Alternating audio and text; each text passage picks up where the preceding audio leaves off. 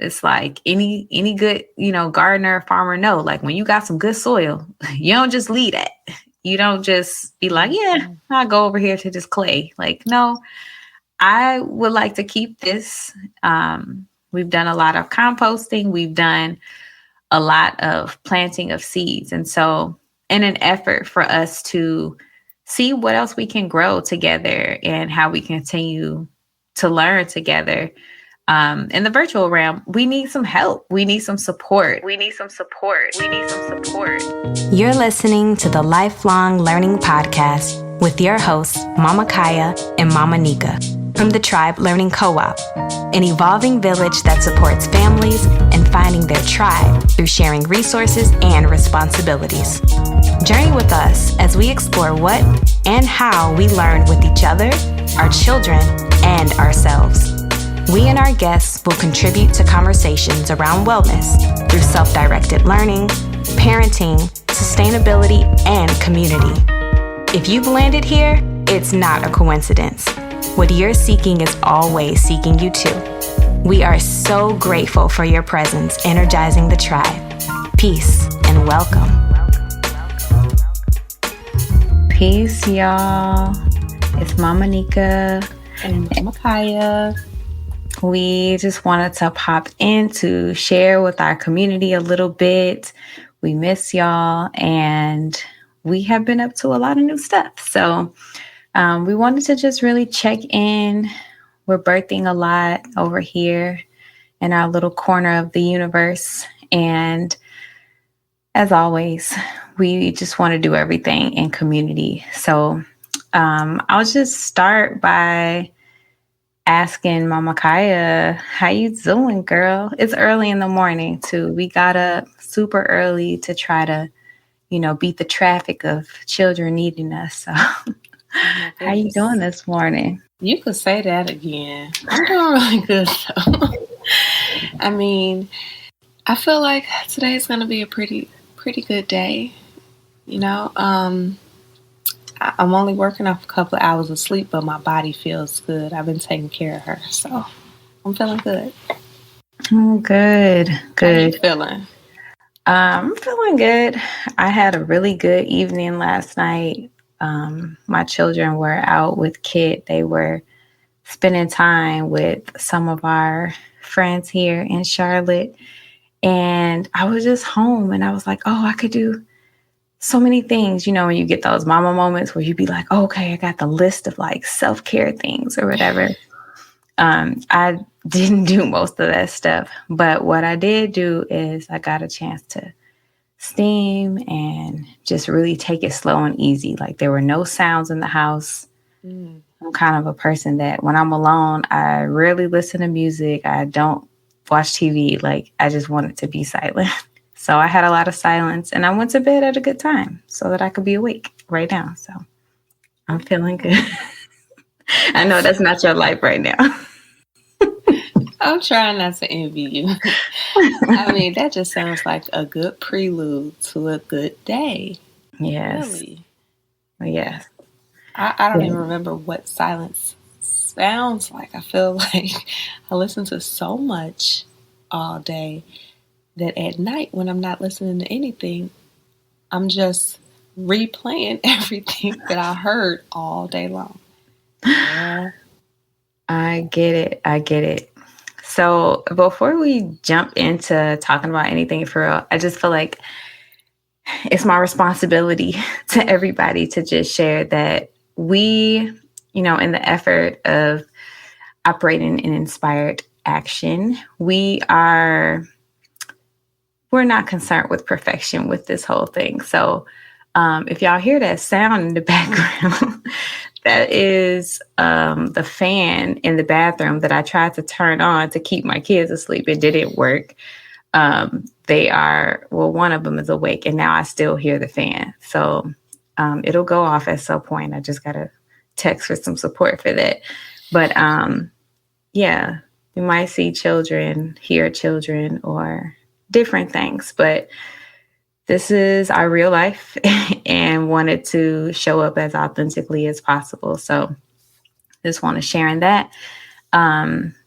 And also we will grow, and you'll get to witness that growth and that learning. So, a question that I really would want to start our conversations with is, what have you been learning? And I mean, we are the Tribe Learning Co-op. Um, but to me, I think that it's really underrated, like how much learning actually happens. Mm-hmm. Especially me, I'm in like a self-directed community right now, and I've been unschooling for some time. And there's this conversation of like, oh, if we don't do X, how do we ensure that learning is happening?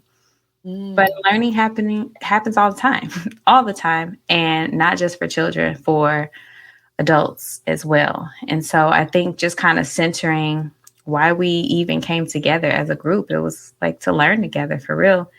Mm-hmm. I think that just feels really nourishing to start our conversations off all the time with what we've been learning. So, what you been learning, Mama Kaya?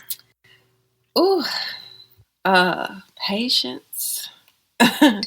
Learning how to be more responsive and less reactive. That's a big one. I could learn that. I'm learning that lesson every day.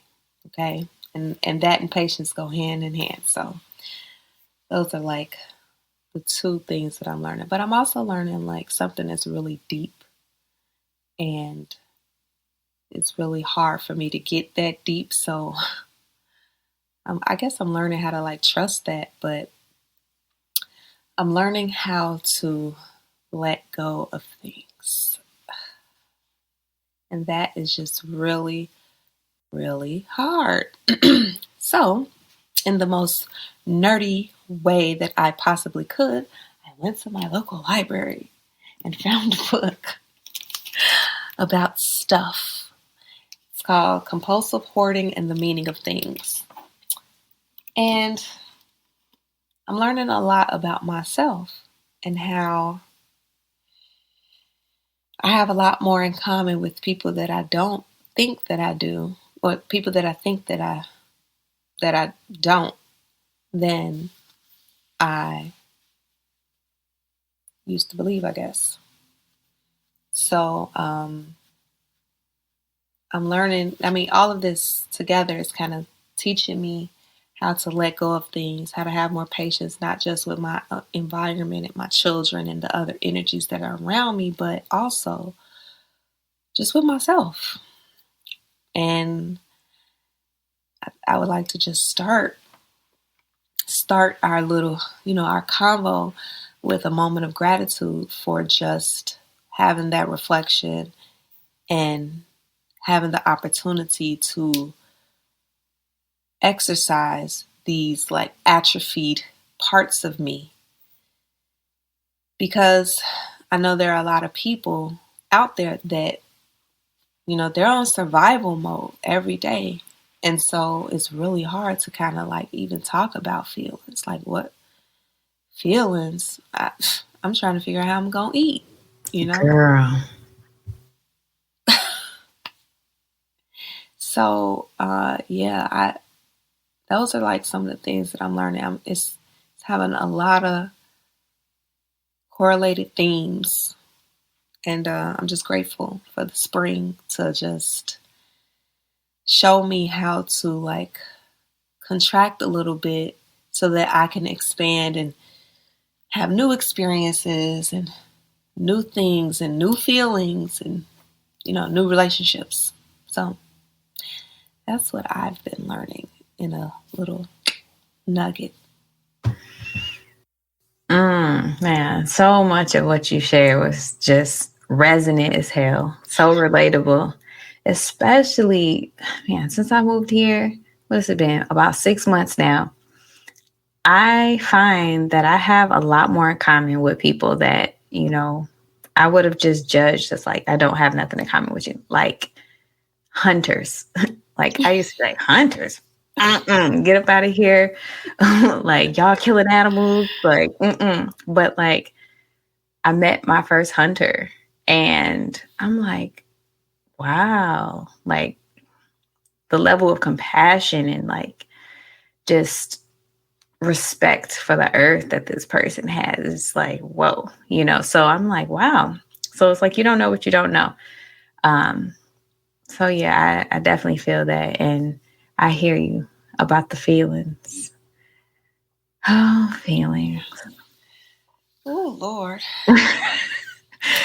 Isn't it just, I feel like it's the most human thing to feel, right? Like we have these little ones and we witness them expressing a full range of things that they feel. But most of the adults that I know don't. And it makes me really sad to just think about what our respective journeys must have been to get us to a place of just feeling compressed and repressing our expression. So I'm really happy for you to just even be in that place, to invite yourself into the feeling, because sometimes that is the scariest part.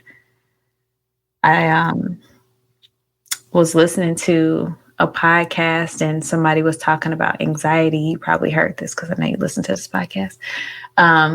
But they were like, anxiety isn't an emotion or a feeling in and of itself. Like we'll say, like, oh, I'm anxious, I'm feeling, And they were saying instead, like, anxiety is trying to not feel. So like we feel the anxiety because we're trying to not feel something else. Whether we're driving and we're feeling anxious, like, oh, we're actually trying to not feel angry or scared or whatever because of other drivers. So, yeah, we spend a lot of our time trying not to feel. But, man, that's so true. That's so true. It almost feels like, I think that's my child. Well, go ahead. Let me pause. Right. I'm gonna go check on mine.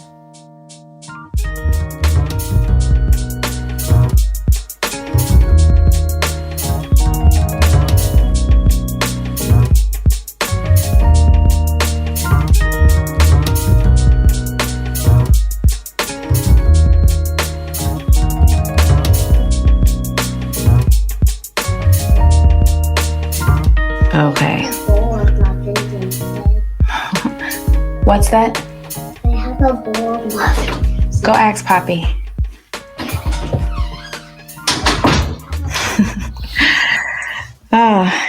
In due time, teach my children some basic etiquette. I don't know if you heard that, but he was straight like, Mom! Mom! From downstairs. Goodness. I mean, it wouldn't be Kimmy if this wasn't what he was doing, of course. Kimmy is like, I've always called him like the little Loki in the family. Like, I'm like, he's the little trickster. So, but yeah, I did hear it, but it was so like low. So muted. Yeah. Yeah, he was hungry. I'm glad he asked for support. But then I heard Kit wake up and he was like, Gimme, like, I sent him a calendar invite for this as well, as in, hey, be available to support. But I guess he was getting his Z's. But I think you were about to say something. Yeah, I was going to say, back to your reference to like your new meeting or opportunity with the hunter. It just made me think about how, as we are being maybe open or receptive to someone who we feel like we don't have much in common with, we learn so much about them, but we learn so much about ourselves and our assumptions and like our biases and like that murky part of us, the part that you don't want to step in that. That's the swamp water, like, cause it's not flowing. It's so stagnant. It's so stagnant in whatever it's rooted in that you haven't like nourished it. So it's got its own bio life, but it ain't it might not be healthy enough for you to Mm-hmm. live in it, Yeah. so you just kind of avoid it a little bit, and it's almost like shedding skin and like meeting a new version of yourself. Oh yeah. Or like we just might not have the skills or the tools to live in it, Right. just because of not having practice or familiarity. It feels new, even though it's like a part of us. It's like it feels like new territory for real because we haven't really taken any time with it. Just kind of ignore it. So yeah. Yes. Yeah. So I guess I can say that I'm learning some of the same stuff that you're learning. And generally, I've just been learning how to be slow. I know you probably think that's funny because you like, girl, you already are slow. um, I am slow, but learning to be slow has been a journey because I think so much of the messaging that I receive outside of myself is telling me to be my not self. Mm-hmm. And sometimes that's subtle. It's always pretty indirect. No one has ever just been like, do something other than what you're doing. But just looking at the values that we have in society of just like productivity, completion of tasks, Mm-hmm. and, timelines, to-do lists, all the things. And as a mother, I feel like sometimes I have to make lists and things just to keep things in my head because my memory fails me often.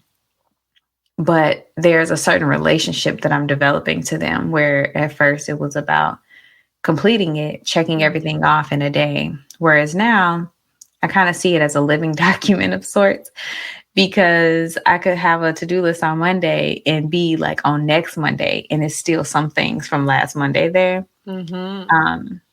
And so, I mean, that's always been a constant, but I guess the thing that I'm learning is really to be in a different kind of relationship with things that I need to do, have to do, or think that I do at least.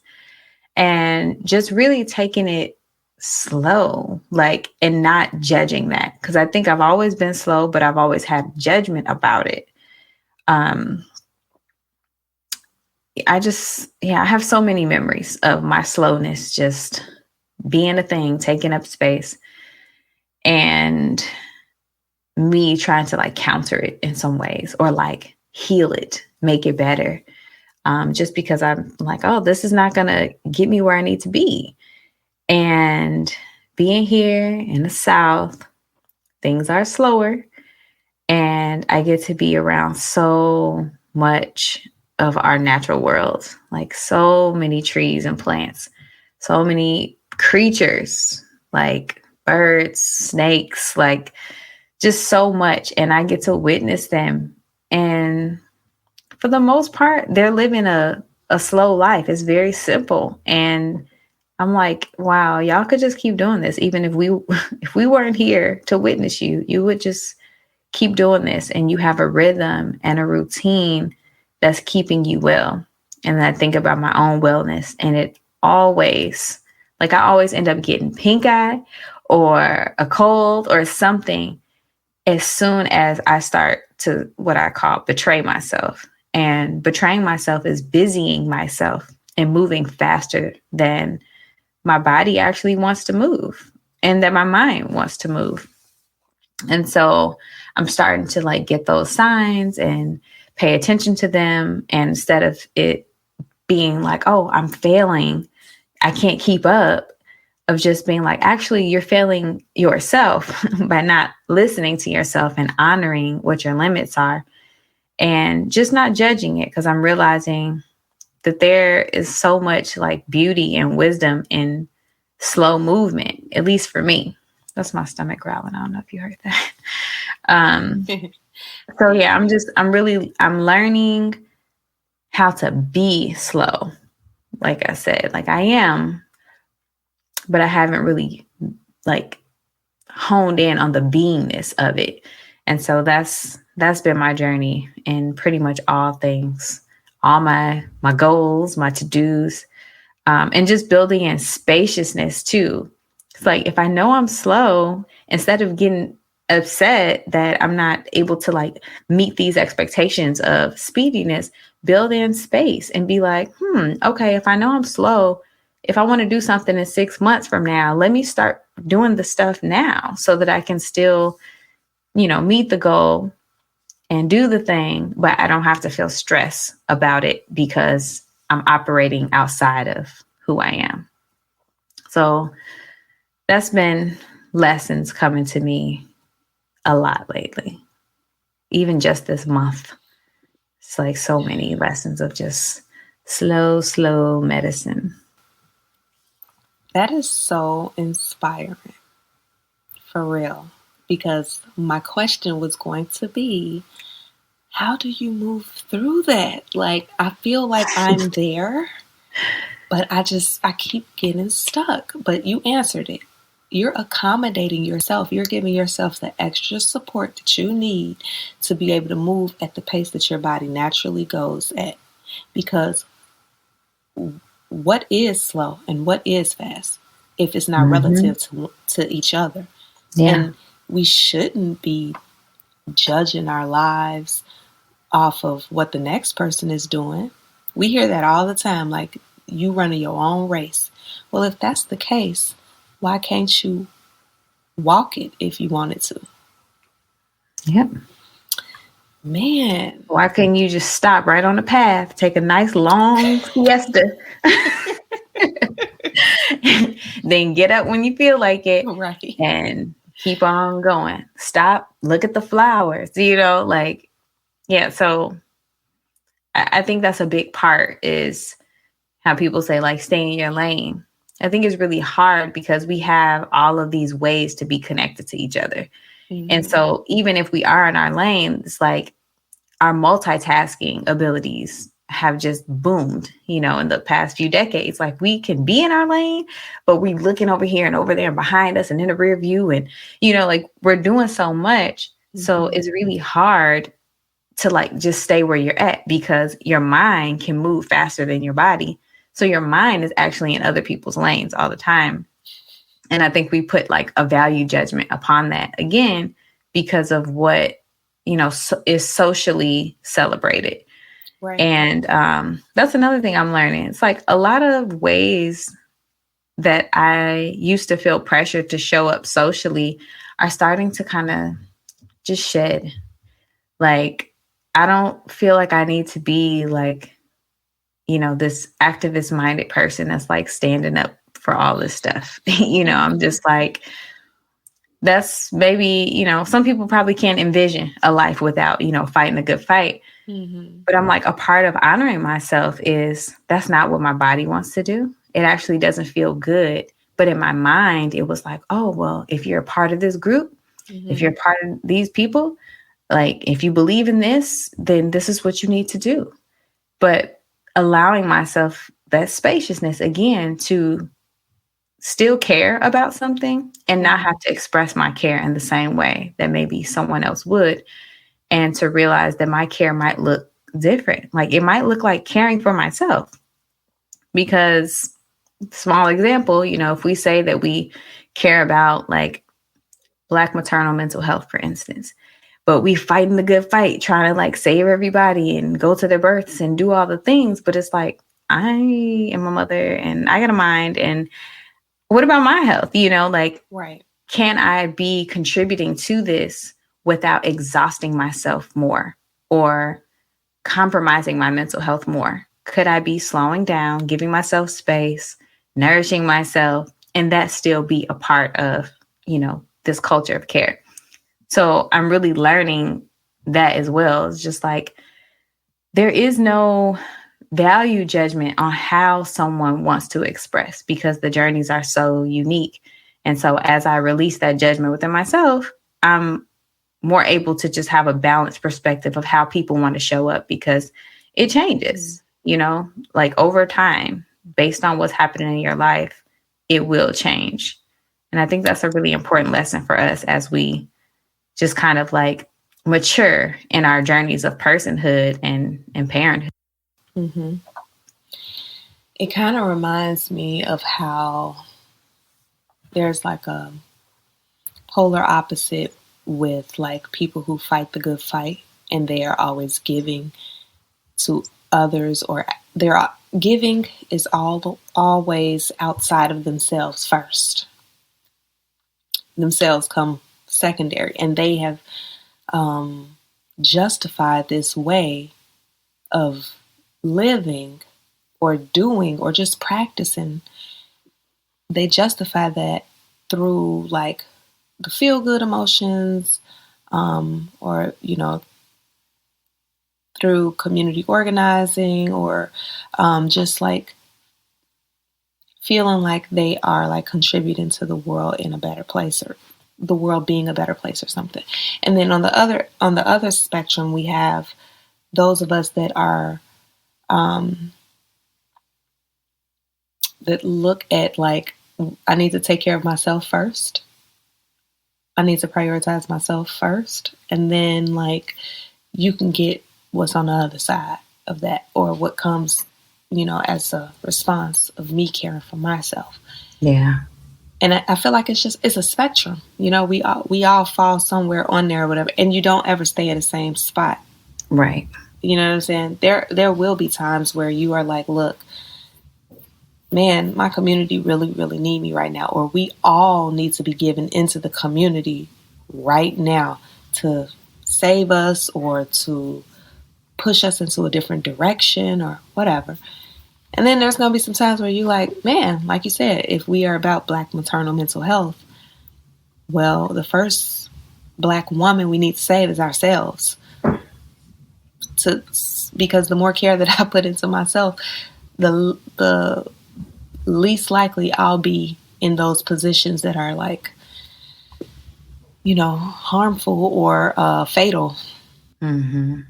Yeah. So Pouring from a place of overflow as opposed to like operating on fumes. Yeah, it's like it's a complete paradigm shift that I know like a lot of people talk about, but I think that it still doesn't reflect our dominant culture. It's like you got little pockets of people centering pleasure, doing this, doing that, getting a rest and everything. But it also moves in cycles. At least I'm finding for myself, like, you could be all about it these 2 months, and then something about the larger container of living in this system pulls you back into some shit you really don't want to be a part of. And then you have to be going hard again, activist body, activist mind. No, gotta get that rest, gotta get the pleasure. And it's like, it's kind of against the point, it's like, that's not the point. But because it's like, it's not this individual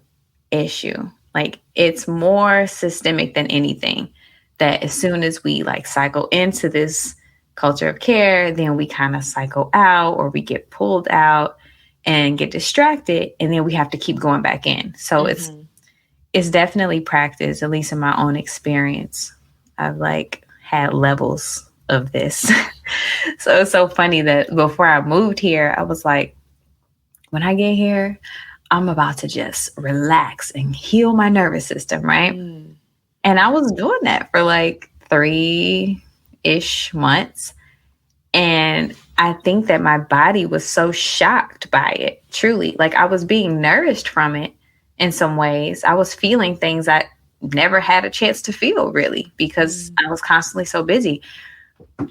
But what I'm learning about the nervous system, too, is like, just like we're creatures of habit and we build our baseline. So I think my nervous system was addicted to adrenaline, or is, shall I say. So as soon as things got too relaxed, she was like, what are we doing?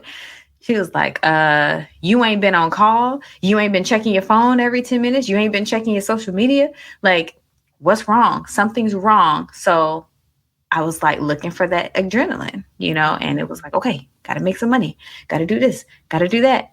And I started looking at my calendar and being like, my weeks are full, just full. And I'm like, this don't look like spaciousness at all. Like, literally visually looking down at my calendar, and like when you schedule the blocks of time, like I ain't seen not nan Empty space. space.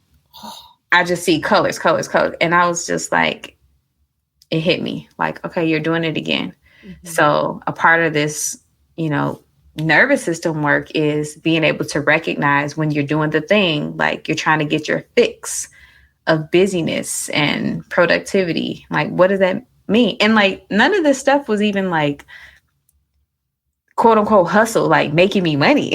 It was like just filling my schedule with stuff to do. Mm-hmm. And that's how I knew, because it's easy to be like, well, I got to get this bread, got to pay bills, and all of the things that we tell ourselves to justify like the way that we show up. Mm-hmm. But I start being like, girl, this not getting you money, this not making you feel good, this not making you feel good. You just filling it up. You just saying yes because this is giving you the one thing that your body is craving, which is like that adrenaline. Mm-hmm. And that's when it really hit me like, oh, I think you got to go back going hard into the rest direction. The pendulum be swinging. It be swinging. That's exactly what I was thinking of when you was talking. I'm like, it's like a pendulum. It's going to swing from one extreme to the other. And you just pray that you find some type of enjoyment or some type of wisdom in each stage, in each motion. Mm-hmm. Wow. Talk about shedding skin. That's a big one right there. Like actively taking rest. Like making that your baseline. Or just stretching that part of your body that you have not stretched in so long. Because like you said, this society promotes busyness. Yep. And we almost have our self-worth trapped and tethered to how productive we can be to what? This society? I don't know. And something else too that I'm thinking about as I'm like reflecting back on that busy ass calendar I had. Mm-hmm. When I say like these things weren't even making me money or, they weren't contributing to me, at the time that I put them on there, I thought that they did. Right. And most of them were like social engagements, whether it be like play dates or networking or saying that I can, volunteer at the learning center or, basically, I guess like feeling this sense of duty, maybe sometimes obligation to overcommit myself. That is a very like consistent pattern in my life. And in the moment, I think that I want to do the thing when I schedule it. And when I take a step back, when I get to the day, I'm like, and it has nothing to do with the people. It has nothing to do with the event usually. Right. But what I'm feeling in that moment is you've done it again. You've overcommitted yourself. And why? And the why underneath it usually has to do with some like deep buried little girl wound that tells me if I don't extend myself in this way and make everybody happy, then I'm not valuable anymore. And people won't want to fuck with me because they're going to be like, what do we need you for? You're not like super dependent. You're not coming through every time we need you. You're not making me feel good. You're not making me happy. And no one has said that to me. Like, not one of these people. Like, when I cancel, they'd be like, all right, see you next time. Like, literally, it's just like no hard feelings. But I'm holding on to that. And I realize this is not even rooted in the present. This is something that I've been carrying with me for so long that says, unless you are that person in people's life, because maybe it was true at a point, maybe it was true, or maybe, my perception of that, was a little more accurate. But yeah, I've just carried it. And so I think that's the feeling too, like that busyness of still doing something other than like what I prefer to be doing.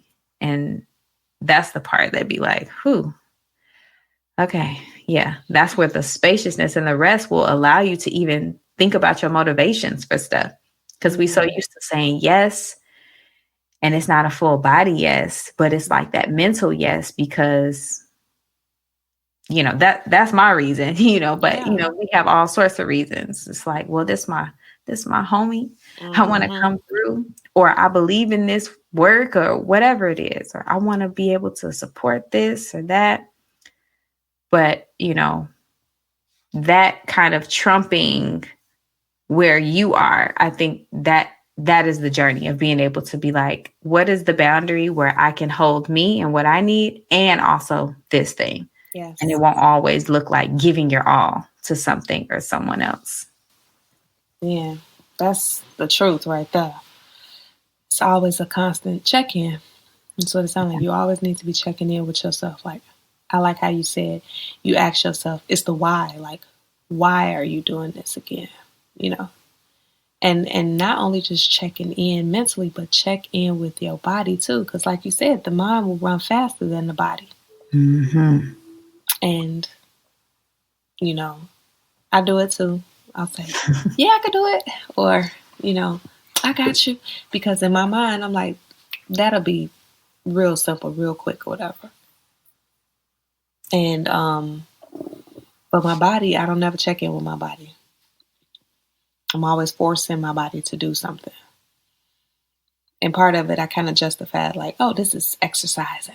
I'm exercising because I'm just, got to keep my body moving. But that's too extreme. If you're always moving your body, when does your body really have time to rest? Especially when you don't even get as much rest because of your natural environment or the other energies that are around in your house, or whatever. Like, it's requiring more of you at this point, which means you got to chill out a little bit or whatever and give your body a little more time to rest. So, yeah, that's when you kind of see yourself close in a little bit. You go back to that other side of the pendulum and you just kind of get a little bit more tight.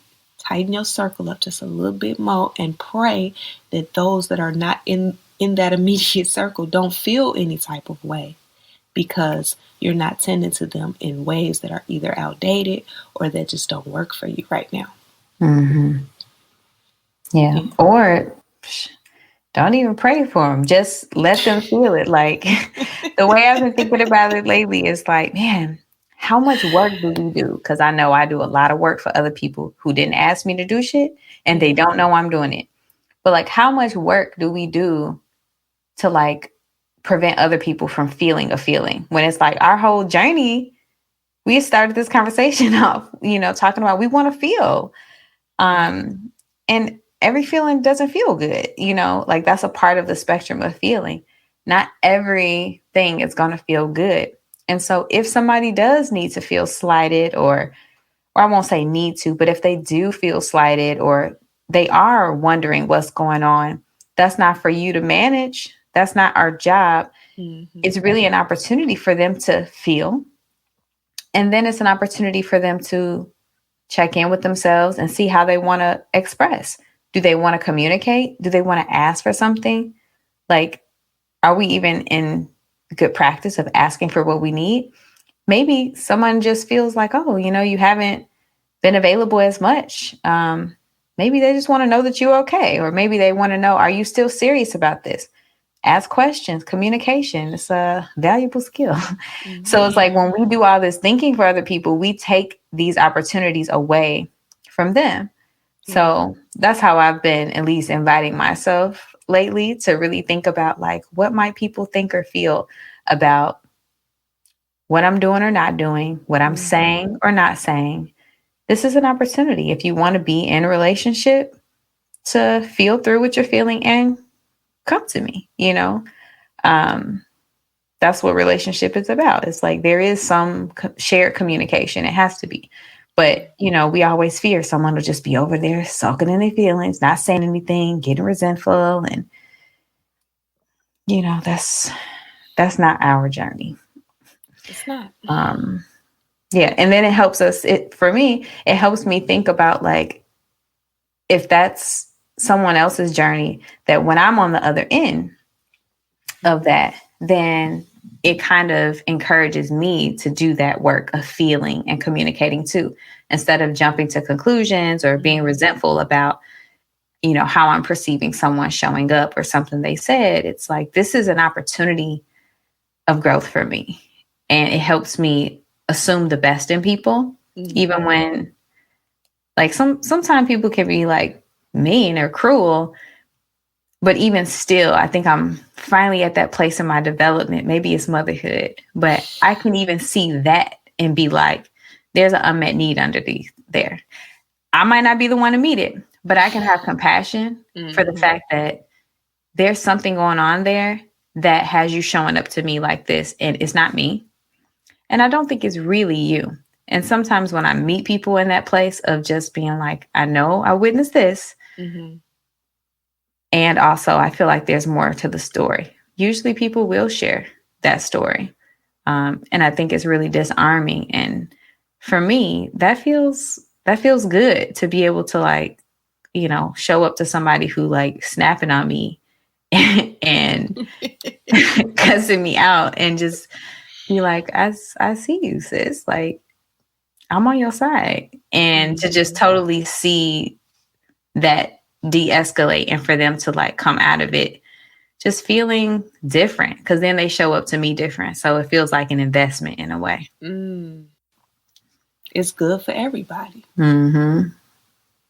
A shout out to all the friends out there that just understand.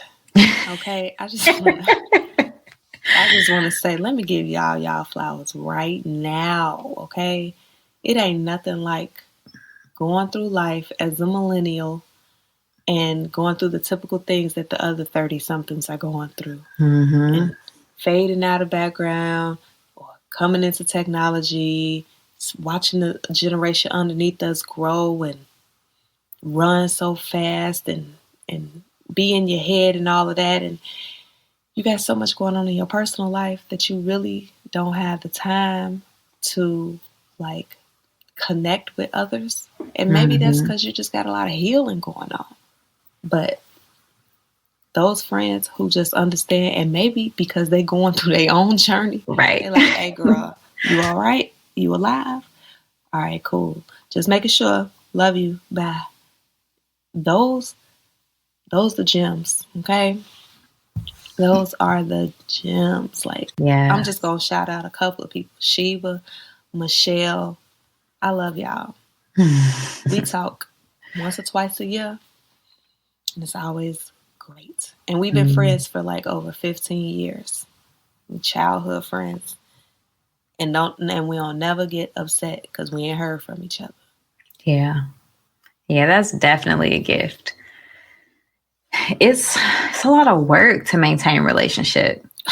Thank you. Okay. I thought I was the only one who heard it. No. Like, sometimes I go through spurts of being like more social than not. And I realize that it's one thing to be like open to connection, but to have depth in all of that connection, like, requires a very different thing than just like having that like connector kind of energy. So sometimes I'm very much a connector and I'm just like, okay, I'm giving everybody a little drop. And then sometimes I'm like, because I am pouring so deeply, like looking, cups, so deeply into people, I'm like, I don't have extra drops to just be sprinkling around, and I think that there are two things for me that kind of allows me to really be in practice with being okay with that. It's one, recognizing that like I am not for everybody and I don't need to be. I think it's this like Black woman trope to like just spread yourself thin and be for everybody and make sure that people feel comfortable with you. But then also I feel good about that because I feel like it's like cycling, like we're cycling through, because sometimes what is needed is a little shower, like sometimes we do need that little shower just to get everything a little drop, because then people can come together and bring their drops together, from what you've given. But then sometimes there does need to be like that deeper pour in. And yeah, it's a lot of work. Like, relationships require intentionality for sure. And I was just talking about this with a sis of mine. We were just like, history isn't a good enough reason to keep a relationship, because there was a lot of relationships that I kept just off the strength of we known each other for so long, but realizing that, things change, frequencies change, needs change, and it's okay. Like, it's not personal. You didn't fail. They didn't fail you. It's just natural, just like the seasons change. It's very natural. And history alone is not a good enough reason to keep something going. Because if I'm keeping it real, it's been hard for me to just, make sure that the relationships within my house are all tended to, and these are the people that I'm living with. So I start there. I'm like, let me make sure these relationships are tended to and poured into, and there's some intentionality. And then I can like go outward, because any other way, there's going to be, chaos and misalignment in my home. And I think that is so missed in our culture of busyness and extending ourselves over committing, because it's like, who really wants that person whose like house is toe up, everybody in the house hate them, but you coming up and, we giving you the award of humanitarian of the year. It's like, the revolution starts at home. So I just try to keep that in perspective of like, this does take a lot of intentionality, and it's okay to not have a certain amount of depth with everybody. And if people don't understand that, usually it's a clue into their own life and recognizing they're probably not, pouring into their most intimate spaces, because if so, they wouldn't have these concerns about these more peripheral kind of relationships. At least that's my opinion. Yeah, I feel that. I definitely feel that. And that kind of circles back to like, what I've been learning about myself and how to like move through things and let go of things. It's the same. It's all in synchronicity right now. Like, letting go of relationships, letting go of objects, thoughts, feelings, judgment, just moving through that type of stuff in the season that we're in, which is like the budding season for new beginnings, and not feeling like you have to be attached because of the history. I'm so glad you said that, because that is a main root. Backstory. Somebody grandchild. Yes. I was just gonna say it. That's my 90-year-old granny that just came out of me. Root, right, from Mississippi. They say it down here. I'll be hearing them. I'm like, oh, you sound like my grandma, girl. But yeah, that's one of my main roots. Like, feeling like I have to hold on, or feeling like there's so much like meaning behind the length of time that I'm tethered or attached to something. Like, maybe that's just the traditionalism in me, or maybe it's because I'm a fixed sign, or I know it's my energy for sure. Yeah. But yeah, it's something that I'm flirting with the idea of like moving through that. And what I've learned is I have to swing between the pendulum of speed. Like, some things it's going to be hard for me to move through or to like let go of. So I need to use a really strong force or catalyst to get me to the other side. It's like doing a sprint on a straightaway when you run a track. Like, I need to just put all power behind it so that I can get through like it. a spring. Yes. Yeah. Yes. That's a perfect analogy. Because if not, I'm going to fall back into older habits of like well, this is comfortable and comfort feels good. Yeah. So how is this not good for me? Or, or double guessing or second guessing myself or just having overall indecisiveness. But it just feels like there are other times where I have to I gotta walk it. and I gotta walk it. I gotta get slow into it. I gotta allow myself to feel everything that comes with it. And that's moving through it too. And it might be a better way for that particular item or person or, whatever that energy is that I'm trying to move through. That might be a better way to just kind of go slow into that one because I haven't felt it in so long. Or maybe it's really deep. Maybe it's a really deep root or something. It's like, something that's deep like that, you can't just easily speed through and just get past it. You got to dig Mm-hmm. down. And that takes time and it takes energy. And so, like you said, putting something up on the calendar and saying, I'm going to do this today, make it your task, and then it take you like a week to do it. Same thing. The only difference is I have so much judgment behind it. I judge myself really. And I'm always like, come on now, you could have did that. Or look, you're not staying on top of it. But really, I am. I just need to give myself a little more grace. A little Yeah. more grace. Yeah. Yeah. Thank you for sharing that because you helped me remember what re-invited my own compassion for myself. And it was actually witnessing somebody else. It's so easy to like when you just in your own little shit, you be judging it, but like Yeah. even just kind of listening to you talk about what it feels like for you to just kind of go through that goal setting, maybe not quote unquote meeting the goal, and that self judgment, like I don't know, it like wakes something up in me that be like, don't judge yourself, Kaiya. It's like that compassion that I can extend to someone else. It's like, girl, you do so much.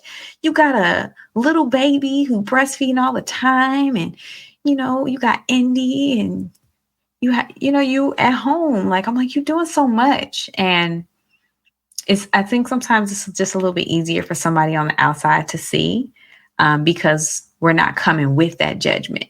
At least not always. I mean, we can, but not that same level of like harsh, critical energy that we tend to have for ourselves. And that's really what helps me reactivate this sense of compassion for myself of like, oh, you need to slow down, was actually a client that I've been supporting for the past 2 months, which has been a part of my busyness. And I have benefited in a lot of ways, but I think there were some muddy intentions around why I took on the client. And so anyway, it's been really through kind of weaving myself into the fabric of her family, post baby, and witnessing her that allowed me to start extending compassion to myself and thinking about my own needs. Because I'm like, wow, like she's going through a transition. She is having a hard time. And because I've done this for so many families, I'm like, this is just normal, but for her, she's like, this is the first time that she's experienced what it's like to have a new baby and a toddler. And I'm just like, yeah, I've seen this happen. I know the things that you might be going through, but this is her first time. And because it is her first time, she's judging herself and wanting to be the self that she was before this baby was there. So she'll be like, oh, I really wanted to have done this, or I should have done this and this. And then I'm just like, sis, you got a newborn, like a newborn. I'm like, whose expectations are you living up to? And really that helped me to be like, granted, I'm not in that particular circumstance, but I'm like, you in your own transitions and you're trying to slow your life down. Like, whose expectations are you living up to by busying yourself? Even if it is doing something that you you really enjoy. So yeah, I just kind of felt that and thought about that when you were sharing, because I was just thinking like, Kaiya, you do so much. You do so much for the tribe, all this administrative stuff. And gosh, like, what do Man. you mean you're judging yourself? But no, I get it. I do get it. And this is why I think it's so good for us all to like have a gratitude journal or a gratitude board. You've been in my house, you've seen that Yes, board. I love it. Yes, and just a regular whiteboard. Just write it up there. Get in practice of like giving yourself flowers Mm-hmm. every day, every hour. Find something good to say about yourself. Find something that you feel good about yourself. Whether that was, man, I ate a piece of fruit today. My digestive system is gonna thank me later. You know what Yep. I'm saying? Or whatever. Or I took extra rest. A wise Yes. man said, when you can't change your circumstance, change your perspective. And that saying has been true for me in so many different ways, even now, because a lot of the times, like, you living in a life of moving and growing and feeling and doing with other people, and you don't go back to like what you were living beforehand. Like, right? Yeah. Other energies are affecting you and you're affecting them, and they change you and you change them. And I think sometimes we lose our train of thought like I just did. But are you froze, Shanika? Oh, Mama Nika. Mama Nika's frozen. Maybe her computer died. But I'm gonna just flow for a minute. So yeah, I think that sometimes you living in this life with different energies, different people. Everybody wakes up differently, they go to sleep differently, they have different things going on with their body that affects their mental health. And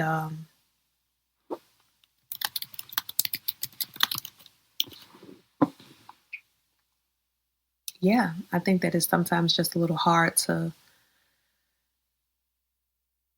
give yourself credit for just like showing up and showing up for yourself despite your environment, despite what's going on.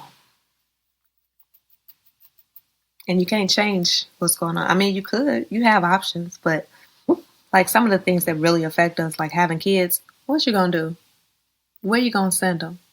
And this is really like, I'm not talking about situations where you truly need to like rely on your village to like take your kids and care for them because you really are at like a breaking point, because that shit is real. But I'm just saying, like, you can't give them back. If you got a newborn, you're just what? You're just in that energy, you're in that element, you're in that environment, and you need to just change how you feel about it, which can kind of root you, or which can kind of point you back to the root of the judgment, because that's what you're really feeling. You feeling like it's something wrong or shameful about not being able to return to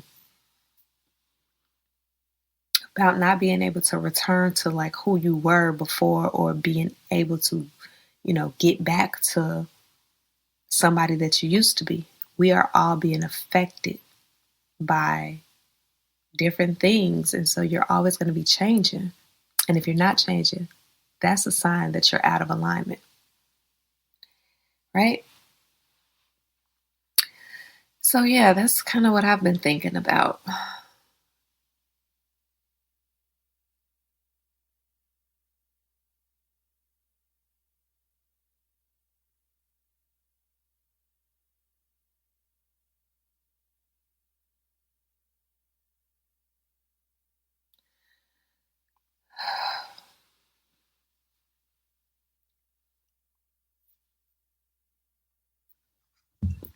Welcome back. Thank you. Had a little something happen there. Okay. But what did I come into? What were you saying? It's funny because I cracked a joke as soon as your computer went out. And so I was just sitting here looking like, it was so funny to me too. And then you were just like,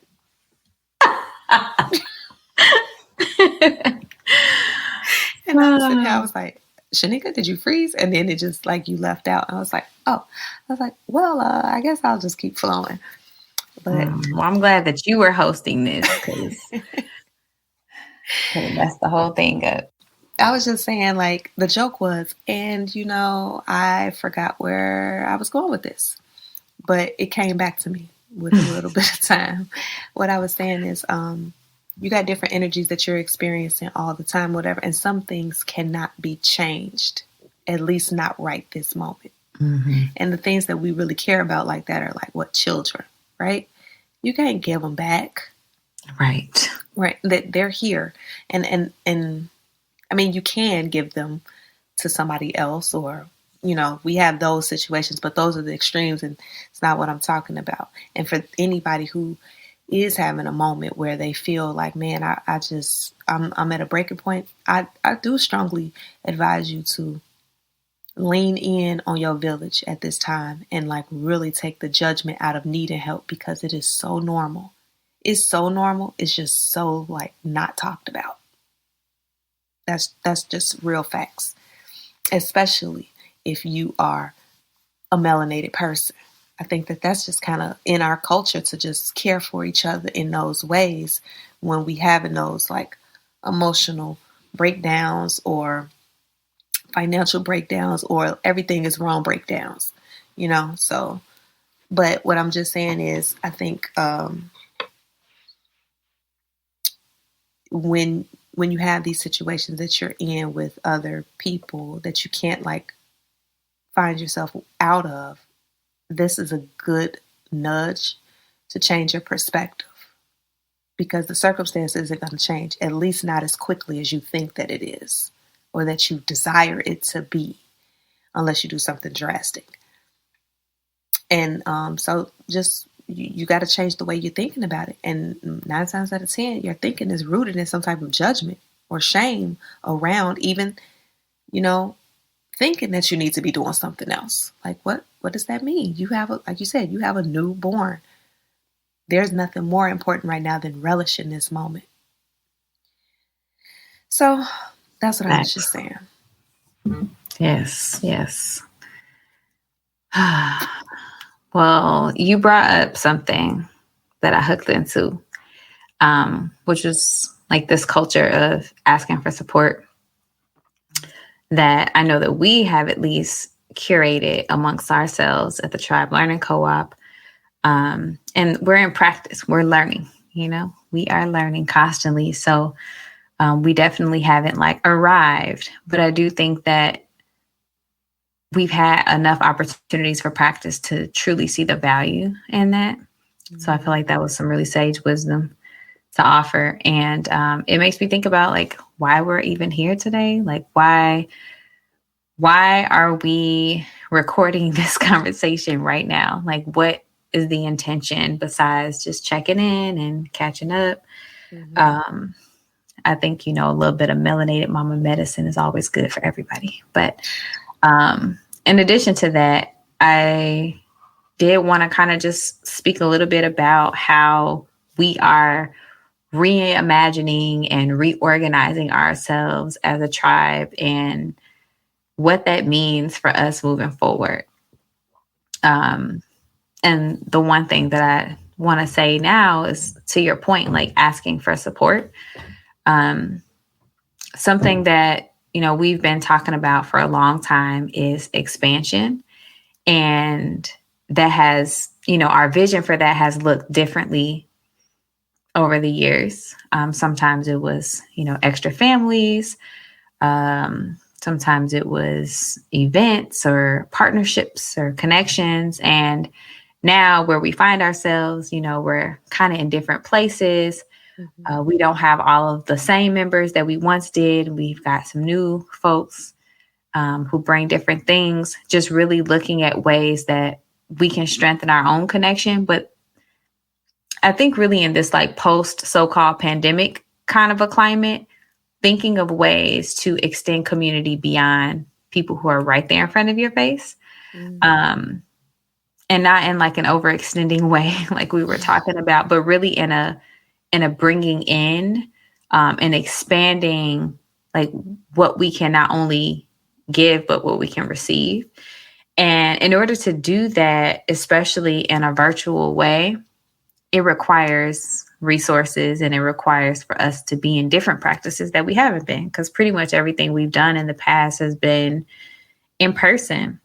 Yep. And while I know that that will continue back in Chicago and is continuing for me with the new connections that I've been making here, I still feel this desire to just be so deeply rooted in our foundation, really, you know, because it's been such fertile ground for me to practice so many things and become who I am and who I'm becoming. And so it's like any good, you know, gardener, farmer know, like when you got some good soil, you don't just leave it.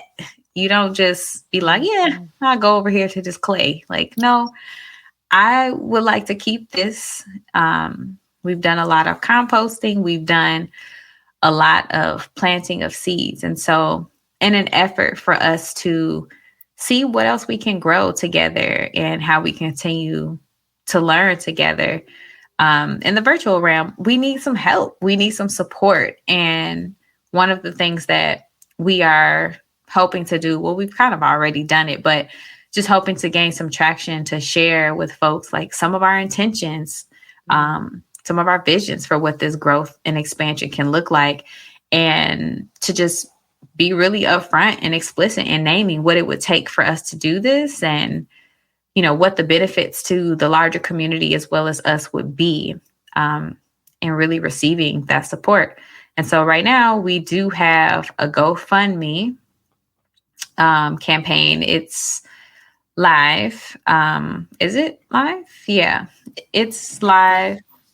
And we just have to make some tweaks and some updates, and we'll be sharing some more information on there as well. But this is just one of the efforts in us being able to gather up some of the resource that we need in order to, again, pour out from a full cup.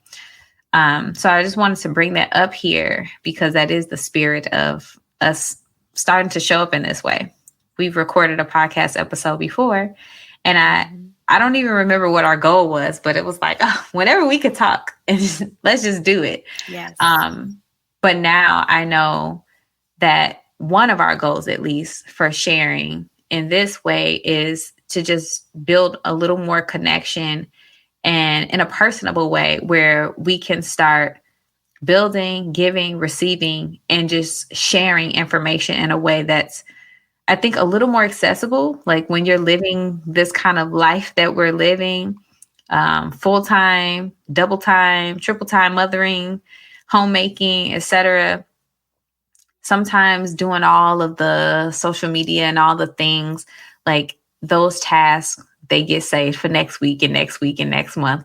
However, being able to just show up in a little slice of time and being able to share voice and just say what it is, you know, just say what it is, I think is more accessible for us. And so meeting ourselves where we're at, and then also inviting you to meet us here and hopefully inspiring you to meet yourself where you're at and finding ways to share and resource is one of our major goals.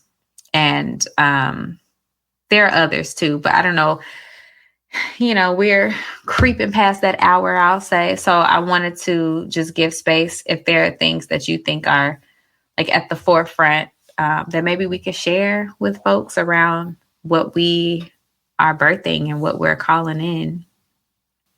Yeah. Well, every month we have our tribe chats. They're on the first Tuesday of the month at 6 p.m. Central Standard Time. And if this podcast goes out before the next one, then I'm inviting you all to join us.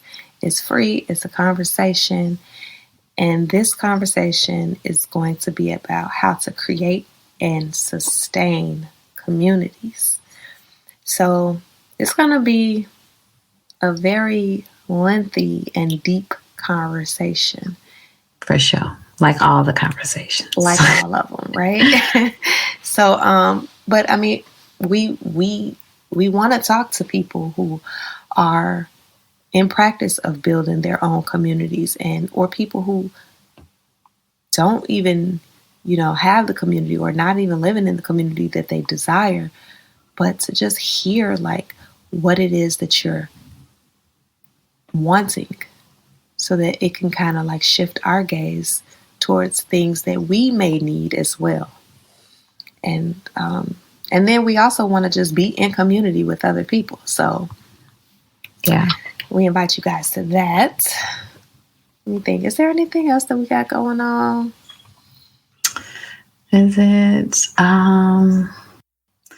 not currently? So we don't have current offerings, but we have lots of ideas. And something that I'm really allowing myself to take into my system is that we have something that many might be looking for. And for me, the reason I have to like take that into my system before I could say it is because it's been a long journey for me to take up the space, really of being someone who knows or someone who can provide some level of guidance or information. And what I know is just through being in community with the tribe and with others intentionally, there are just so many perspectives and practices that we have gone through and cycled through that allows us to show up to maybe people who are just starting to think about, living in a more self-reliant way, whether that relates to homeschooling or birthing at home, or even just being in intimate space with other people. I think we take for granted everybody, think everybody got their little group of friends, and that's not true. I've met lots of people who are not really connected to anyone, and not to say that that's not okay, but oftentimes these people have children, and it takes a village, y'all. This hyper independence of our culture of like, oh, well, we just got to figure it out or do it alone or outsource it. It's like, it's really taking us away from our like just basic genetic knowing of people need people to survive. And through this knowing that I feel like, oh, I know, my life has shown me time and time again, like I know that we need each other and we need the tribe, we need the village. So I'm really looking forward to creating spaces where we can be in community, and also there's something that we can offer you all based in our experience and our, personal expertise, if you will, and also just sharing an example. So a challenge for myself is to just share a little more vulnerably, because I feel like there's so many reasons why I could go on and on. That's an episode in and of itself. Why I don't necessarily just pour over and share all the things. And a lot of it has to do with being concerned with like offending people. Or safety. Yes, safety, managing people's perceptions. However, I'm recognizing that, again, I'm not for everybody. We won't be for everybody. And that is the beauty, truly, of being able to make a call out and have the people who want to respond. And so just being able to be in that level of depth and connection with someone is much more powerful than being pleasing, giving drops to everybody, like, oh, okay, well, yeah, these are nice homeschooling moms. And no. I think that we're shifting in that culture of wanting to be like very specific to who we are for and who we are not for, because that allows for us to pour a little more deeply into those who are specifically looking for what it is that we might be able to offer. And usually what you're seeking is seeking you right back. So if you're looking for what we have to offer, you better know we're looking for what you have to offer. So this is not a one-way street at all. So we're truly looking for our people. And as much as we want to share, we want to be shared with. Like, we want to know about your journey and your experience to living this life, whether it be specifically related to, some of the things that we do talk about most often, which is, childcare and parenting and, birth and homeschool and all of that. At the end of the day, it's all learning. Like, we're always learning. So we really want to be a part of your learning journey in some way. So we are visioning up different ways to offer opportunities for engagement and connection. Some of those will look like little workshops, obviously this podcast, the tribe chats, and, maybe down the line, maybe some more like curated group experiences. So that's our hope. That's our intention. And with your support, I know that we can make anything happen. So I'm really looking forward to that. And I'm looking forward to doing this again. How do you feel like this went for you, Kaiya? I think that it went pretty well. I like to speak. That's like the best way for me to express myself. But I also am a little vain, so I am looking at myself every 5 seconds. But I'm letting go of the judgment. I'm like, oh, you should look like this, or you should look like that, and then I'm like, you should, girl, just feel and just enjoy yourself, and don't worry about how you look. You know you look good, so don't worry about all the other stuff. Just feel good. Yes. So I think all in all, it was going very well. I can't wait till we're able to do this live and actually interact with some of you. Oh, yeah. That would be fun. It would be. That would just take it up a notch. We moving. See, some of those journeys you got to run through. This might be one of them. Yeah. Yes. Well, we appreciate you guys even taking the time to listen. If you've gotten this far, then there is something in your soul that is seeking us, and we are seeking you too. So you can hit us up at the Tribe Learning Co-op at gmail.com with any questions or suggestions, or just like pop in and say hey and tell us where you're from so that we can know, where you're listening in at. And you can also find us on Instagram at Tribe Learning Co-op. Yes. That reminds me. That's another thing that we can be doing, going live on Instagram so that we can engage with our people a little bit more. Yes. For sure. Live on Instagram and YouTube is another one. I'm like, look this at us. pop up on YouTube. So spreading out into the virtual realm.